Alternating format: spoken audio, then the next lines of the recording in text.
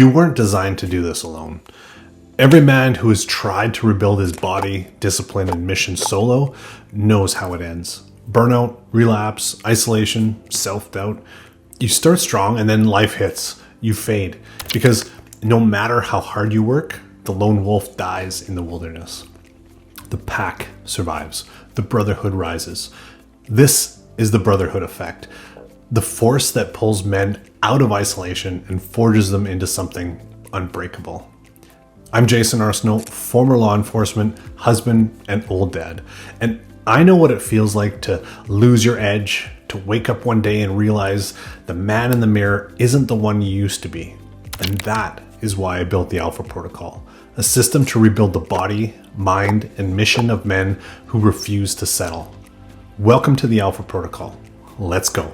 Men love the idea of being self-made, grinding in silence, suffering alone, proving something to no one. The self-made man doesn't exist. Every warrior, every leader, every builder had a tribe that sharpened him. Without that, you fall into the same modern trap: isolation masked as independence.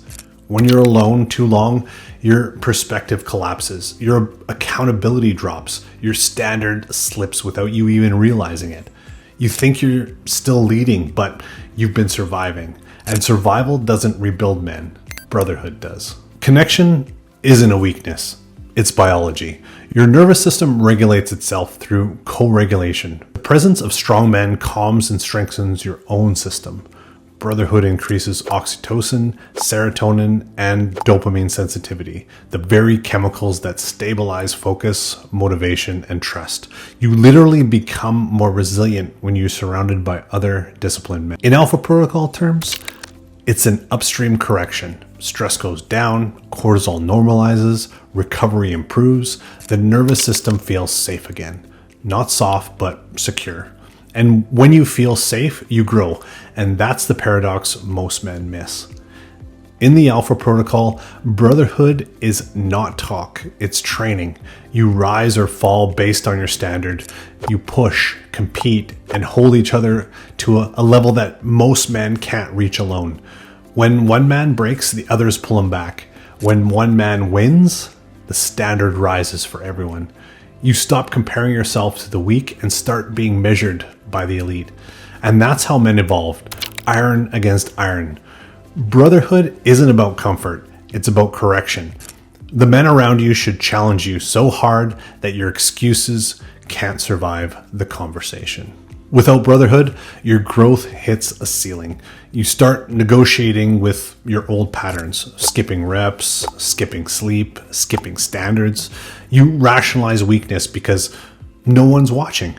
But in the brotherhood, every man is watching. And not to judge, but to elevate. Because no man can see his own blind spots. You need men who won't lie to you, won't soften the truth, and won't let you drift back into mediocrity. And that's the point. Brotherhood isn't about support, it's about standards. Inside the Alpha Protocol, every man enters the same crucible. He rebuilds his body. He restores his discipline. He faces controlled hardship. And he's held accountable to his mission, not his mood. Brotherhood is structured around ranks, rituals, and rites of passage. You don't earn belonging, you prove it. Every challenge you complete, every standard you hit, moves you up. And when you rise, you pull the next man up behind you. And this is how legacy is built, man by man, standard by standard. The lone wolf path is glorified, but it ends in exhaustion and regret. The brotherhood path is harder, but it leads to strength, clarity, and freedom. You don't find yourself by isolating. You forge yourself by standing shoulder to shoulder with men who demand your best. That's the brotherhood effect. That's the Alpha Protocol. This is where men are rebuilt.